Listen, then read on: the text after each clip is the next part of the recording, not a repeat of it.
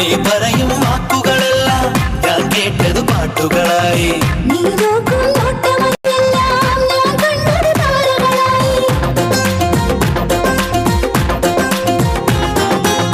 നിന്നുള്ളിലെ സ്വപ്നമതെല്ലാം അഴകേ എൻ ചിന്തകളായി.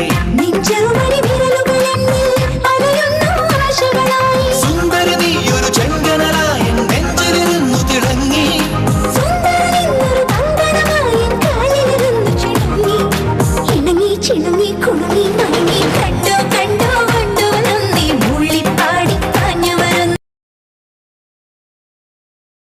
മോളെ, നീ ഇവിടെയാണ് ജീവിക്കേണ്ടത്. നിനക്ക് എന്ത് പ്രശ്നമുണ്ടെങ്കിലും നീ എന്നോട് പറയണം കേട്ടോ. എനിക്ക് ഇഷ്ടമല്ലായിട്ടും അമ്മയ്ക്ക് വേണ്ടി ഞാൻ കല്യാണം കഴിച്ചില്ലേ. ഇനി എന്തെങ്കിലും പ്രശ്നം വന്നാലും അമ്മ തന്നെ നോക്കണമല്ലോ. അപ്പോൾ സോന, ഞാനും അമ്മയും ഇറങ്ങാം കേട്ടോ. ശരി എന്നാ.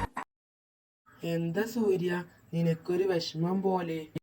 നിനക്കറിയാലോ, അവളെ ഞാൻ കല്യാണം കഴിച്ചത് അച്ഛന്റെ നിർബന്ധപ്രകാരം മാത്രമാണ്, അല്ലാതെ എന്റെ ഇഷ്ടത്തിനല്ല. സൂര്യ, എന്തൊക്കെയായാലും നിന്റെ കല്യാണം അച്ഛൻ തീരുമാനിച്ച പോലെ അത് നടന്നു. ഇനിയും നീ മറ്റെടുത്തിയ മനസ്സിൽ വെച്ച് നടക്കരുത് പ്ലീസ്.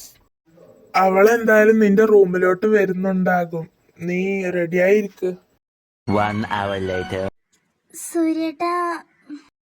എടി മൂദേവി, എന്റെ ജീവിതം കൊളാക്കിയപ്പോ നിനക്ക് സമാധാനായോടി? നിനക്കൊരു വാക്ക് എന്റെ അച്ഛനോട് പറഞ്ഞൂടായിരുന്നോ നിനക്ക് ഇഷ്ടമല്ലാന്ന്?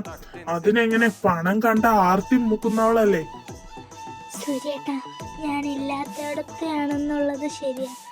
എന്നും കരുതി എന്നെ ഇങ്ങനെ അനാവശ്യം പറയരുത്.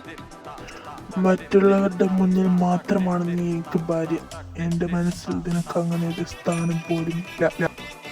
ഓ, അത് ശരി. ആർക്ക് വേണപ്പോ നിങ്ങളെ സ്ഥാനൊക്കെ? നിങ്ങളെന്നെ കജ്ജി പിടിച്ച് കെട്ടിപ്പിടിച്ച് കുത്തിരുന്നോളൂ.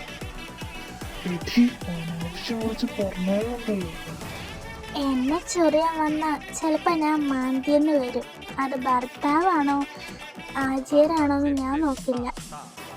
എന്നെ മാന്താൻ വന്നാലേ കടിച്ച് കീറും ഞാൻ. പിന്നെ പണത്തിന് വേണ്ടിയിട്ടാണ് നിന്റെ കൊടുക്കാമെങ്കിൽ ആ ചാട്ടം കയ്യിൽ വെച്ചേക്കും മോളെ. പണത്തിനാണ് തന്നെ വെച്ചോ, താൻ എന്ത് ചെയ്യടോ? എടാ സൂര്യ, ആ കൈയില്ലേ നമ്മുടെ എതിരാളി, അവന്റെ ഏതോ രണ്ടാൾക്കാരെ നിന്റെ കല്യാണ സമയത്ത് വിവരങ്ങൾ ചോർത്താൻ ഇങ്ങോട്ട് വിട്ടിരുന്നു. നമ്മള് 2-3 ഫയല് കാണാതായിട്ടുണ്ട്. ഓ ഷീറ്റ്, അച്ഛനോട് ബോംബെക്ക് വിളിച്ചു പറഞ്ഞേക്ക്.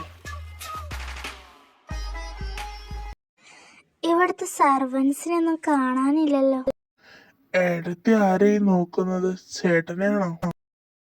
ഓ, അങ്ങേരെ നോക്കാൻ അങ്ങേരുടെ പട്ടി പോവും. ഞാനിവിടുത്തെ സർവൻസിനെ നോക്കുകയായിരുന്നു.